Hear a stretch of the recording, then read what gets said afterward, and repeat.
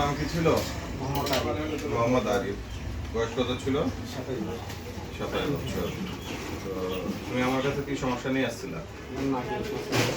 নাকে কি ধরনের সমস্যা ছিল তোমার? নাকের মধ্যে সবসময় হাঁটুর রক ছিল, তারপরে হচ্ছে আপনার নাকের মধ্যে কিছু খ্রিস্টানি তারপরে এগুলো নিয়ে আস্তে আস্তে মাংস আসছে, মাংস বাড়ানোর কারণে আমার এই সমস্যা।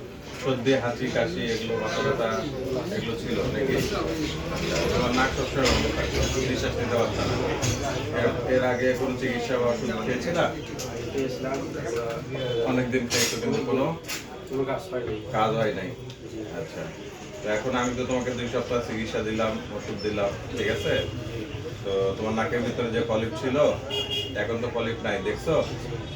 এখন নাক ক্লিয়ার না? এখন আগের থেকে তো অনেক ভালো লাগে। এখন কিন্তু পরিপূর্ণ সুস্থ, ইনশাল্লাহ সুস্থ তো, আলহামদুলিল্লাহ। তাহলে এখন তো অনেক আরাম লাগে না? এখন আর নাক জামে আছে? নাক জামে। এখন তুমি, এটা তো আমি তোমাকে বিনা অপারেশনে করে দিলাম, ওষুধের মাধ্যমে, ঠিক আছে? কোনো অপারেশন না করে, সার্জারি না করে, মেডিসিনের মাধ্যমে নাকের গোস্ত আমি করাই দিলাম, তাই না বাবা? এখন কথা হলো যে তুমি এটা ভালো থাকবা দীর্ঘদিন, তবে তোমাকে অ্যালার্জি যুক্ত খাবার এগুলো যেগুলো লিখে দিচ্ছি এগুলো খাওয়া যাবে না, ঠিক আছে? ফ্রিজে ঠান্ডা পানি, আইসক্রিম এগুলো খাওয়া যাবে না, ঠিক আছে? যদি এগুলো না খাও তাহলে তুমি কি হবে, দীর্ঘদিন ভালো থাকবা। কারণ এগুলো সর্দি অ্যালার্জি, ঠান্ডা অ্যালার্জি থেকে এগুলো হয়, ঠিক আছে? তাহলে এই খাবারগুলো পরিহার করে চলবা, আর এই ওষুধগুলো দিলাম, এই ওষুধগুলো খাবা, আল্লাহর রহমতে তুমি দীর্ঘদিন ভালো থাকবা, ঠিক আছে?